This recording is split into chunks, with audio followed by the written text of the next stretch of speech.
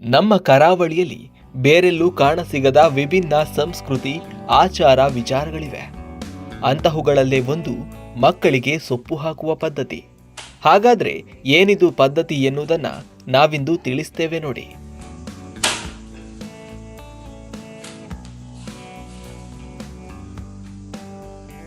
ಮಕ್ಕಳಿಗೆ ಕೆಟ್ಟ ದೃಷ್ಟಿ, ಸೋಂಕು, ಹಠ ಮಾಡುವುದು ಇನ್ನಿತರ ಹಲವಾರು ಸಮಸ್ಯೆಗಳಿಗೆ ರಾಮಬಾಣವಾಗಿ ಈ ಪದ್ಧತಿಯನ್ನ ಅನುಸರಿಸಲಾಗುತ್ತದೆ. ಈ ಹಿಂದಿನ ಪದ್ಧತಿಯನ್ನ ಇಂದಿಗೂ ನಡೆಸಿಕೊಂಡು ಬರುತ್ತಿದ್ದಾರೆ ಉಡುಪಿ ಜಿಲ್ಲೆಯ ಹಿರೇಬೆಟ್ಟು ಗ್ರಾಮದ ರಾಮಮಡಿವಾಳ ಇವರು.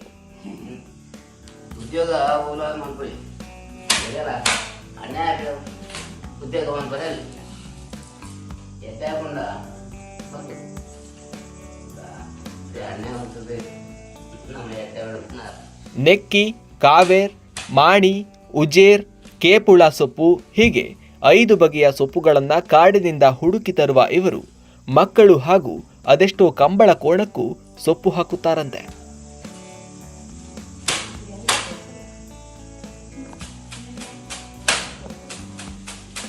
ಊರಿನಲ್ಲಿ ರಾಮಣ್ಣೆ ಎಂದೇ ಹೆಸರುವಾಸಿಯಾಗಿರುವ ಇವರು ಯಾವುದೇ ಹಣದ ಆಸೆಯಿಂದ ಈ ಕೆಲಸ ಮಾಡುತ್ತಿಲ್ಲ.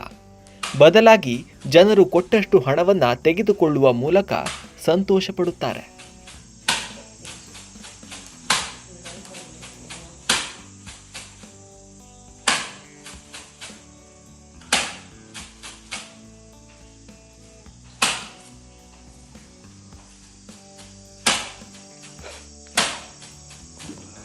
ಮಂಗಳೂರು, ಕುಂದಾಪುರ, ಸೋಮೇಶ್ವರ ಹಲವಾರು ಕಡೆಯ ಮಕ್ಕಳಿಗೆ ಸೊಪ್ಪು ಹಾಕುವ ಇವರು ಇದಿಷ್ಟೇ ಅಲ್ಲದೆ ಬೆಂಗಳೂರು, ಮುಂಬೈ ಇನ್ನಿತರ ರಾಜ್ಯದಿಂದ ಊರಿಗೆ ಬರುವ ಜನರು ತಮ್ಮ ಮಕ್ಕಳಿಗೆ ಈ ಪದ್ಧತಿಯನ್ನ ಮಾಡಿಸಲು ಇಚ್ಛಿಸಿದ್ರೆ ಅವರಿಗೂ ಸೊಪ್ಪು ಹಾಕುವ ಪದ್ಧತಿಯನ್ನ ಮಾಡುತ್ತಾರಂತೆ.